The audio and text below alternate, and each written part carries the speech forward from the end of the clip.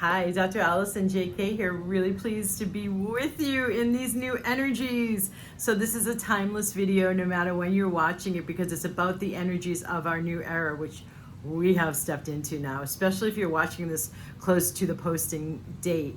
So feel free to please like and subscribe and share this video so that others can help make more sense out of the nature of the times we're in, and instead of just being challenged by their intensity, gain the auspiciousness and align with the benefits, which is what I'm all about, yeah? So without going into that any further, in my background with studying the nature of these times and tracking with them and writing two of my full books about it and blah, blah, blah, this new moon that we are having Friday night into Saturday morning is one that is more than any other. So one of my programs tracks the full moons and the new moons. That's the Activate Your Magic program if you want to get into it. And so I've been tracking with the new moons and the full moons as a part of the guiding us in this 20-year window of humanity's greatest evolutionary leap.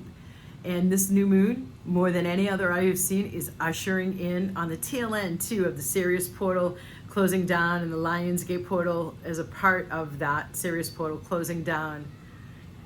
On this new moon being on the tail end of all of that, and all the energies that were just brought in, with this Lionsgate being the most incredible one yet, even more so than last year's, this new moon is ushering in the new energies of the new era more than any other lunation I've ever seen. There are astrological alignments happening in the stars that are yielding the energies I've been talking about for years. And so what I want to talk about in this video is about how you're still viewing, and this is very much the conditioning from our past paradigm, and I will say patriarchy, and particularly in North America, in the United States in particular, but in the West overall, that if you're productive, then that's going to lead to more success. And productive means automatically, when you hear productive, what do you think of?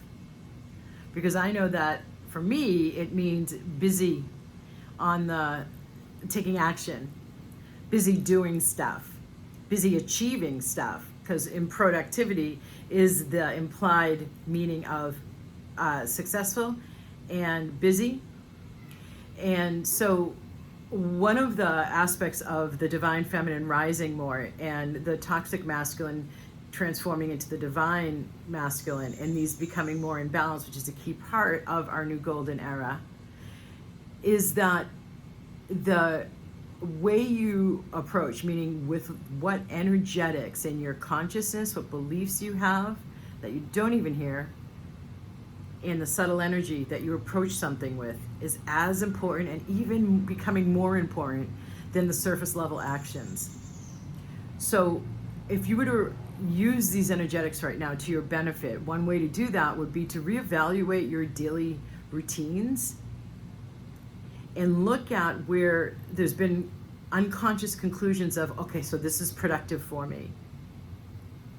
And see where you can instead build in more a sense of relaxation and expansion and flow to your day. And I know some of you might be like, Dr. Alison, you're nuts. I can't. There's no give in my schedule. I have to pick the kids up. I have to drop them off. I have to get to my job. I have to do this, do that, do that. I hear you. I totally hear you with that level of expectations upon you in your life and the duties and the tasks and how busy you are. I really, really hear that. 100 and a gajillion%. But is it working for you? Are you achieving more success? Are you seeing your business elevate, your position at your job elevate, your levels of income elevate from that level of productivity? And if you're not, let's get honest, yeah? And let's look at what actually is more responsible for creating more success, and also what's your definition of success. And so here, let's use the definition of more fulfillment at your job, where you're employing more of your creative juices that really turn you on, and it yields more financial benefit. Business owner, employee, whatever, all of the spaces in between. And if you're not working, well, okay, great, good for you. If you're retired or whatever positioning you're in, independently wealthy, I'm not necessarily addressing you, but you can apply this as it affects your reality. So if you were to look at your daily tasks and the assumptions behind them, of why you were led to do them as part of your routine. Are they still juicing you, or are you more robotic about them? Anywhere where you're more robotic, I want you to question if it's actually necessary. So I'm going to give you an example that I've used quite a bit, where you feel like you're on your own and you feel like you're the one that has to drive the kids to school and drop them off. For whatever reasons, you've concluded the bus doesn't work. Maybe they don't have a bus to your location. Maybe they do. Maybe you have concluded you're too busy to coordinate with the other parent. So maybe you've concluded that they're just so different that it's not worth your time to bother with them, and it's just easier for you to get it done. So all of those conclusions are leading you to put more pressure on yourself to be the one to drive them. Also, I wonder if you have some kind of imprint from your upbringing that the more involved I am as a parent, the better parenting I'm doing, therefore.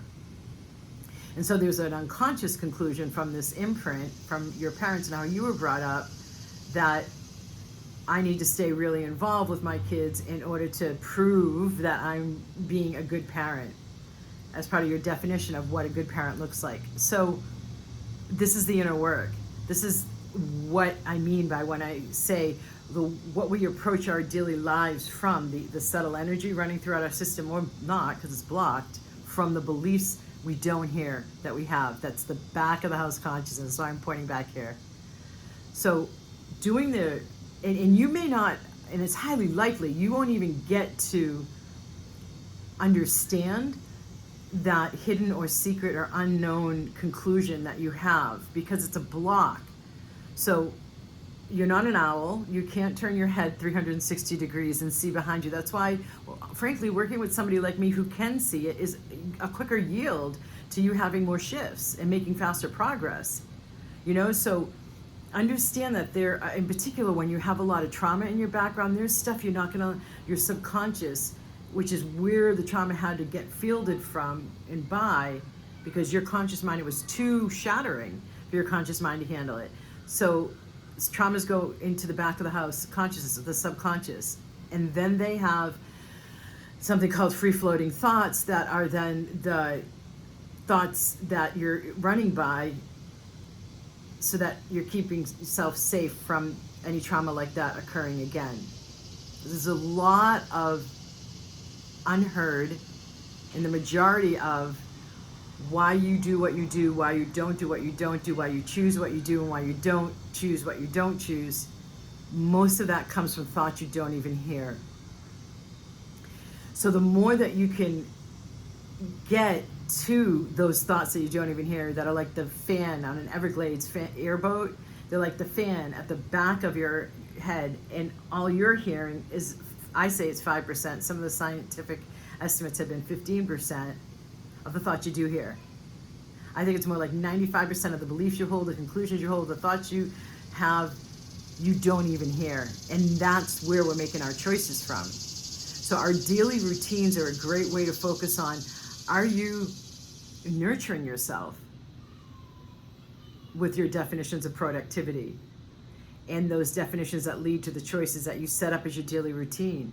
And where can you start to come out of rigidity, as if holding yourself and your daily routines rigid is another definition for what yields success, and become more fluid and flexible with how you approach each day. Now that's easier as an entrepreneur to some degrees, and to some degrees it's even harder, even though we're establishing as an entrepreneur, owning your own business, your own schedule.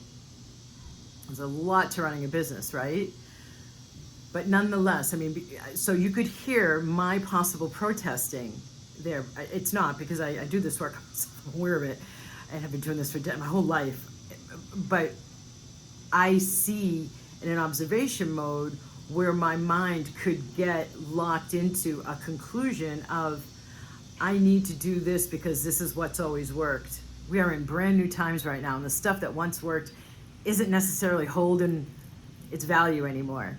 And so if you were to take some time to evaluate that, and also remain flexible enough and do the necessary work, which is what I do with clients in magic, manifestation, and money flow, to get to the point to be able to not just have those sessions with your journal or that one call with that program, weekly call, but throughout your day, you get your consciousness to the point of progress where you're able to detach enough to observe your thoughts and your assumptions, and in the moment, make a different choice. That's what we're shooting for. So that as we each co-create, I am co-creating with my higher self's guidance in the divine, and make choices from this guidance that I hear more because I'm not paying as much attention to a habitual storyline running ego mind. I'm accessing more guidance, so I'm being much more a bridge from heaven to earth, and bringing down the higher vibrations into my physicalization and my life via my choices, and setting my life up accordingly, which then inspires and motivates you and others. So you do the same. Our new golden era is already being, the ripples for the new golden era, along with the energy I've already mentioned, are here brought by us, because that's what we're meant to be. Bridges between heaven and earth. And one of the key ways that you can work with the energies right now that will really help you is the way I've talked about redefining success, redefining productivity for this new era. And if you want to, and even if you don't want to, but what I've said has really resonated, why don't you come in and work with me and play with me?